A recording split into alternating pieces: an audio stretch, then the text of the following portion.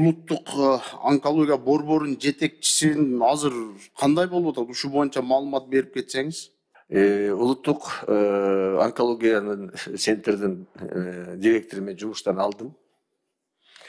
Анын ордуна азыркы кезде өкмөткө предложение 3 кишиден бердим. Өкмөт кимди тандап алса, ал Акылбек Үксөнбековдун предложениясы коюлат. Алардын бардыгы берилген кандидатуралардын бардыгы онко институтта иштеп, ташыктан доктор меднауктар эмче центр болгондуктан. Себеби эмне болду, айтып койсоңуз? Мен өзүмдүн интервьюмда айткам, мени Садыр Нуркожоевич чакырып, ал жерде Акылбек Үксөнбекович, Камчы Кыдыршаевич бар экен. Ал жердеги нарушениялардын бардыгын жазылгандыктан Садыр Нуркожоевич Камчы Кыдыршаевичке тапшырма берген.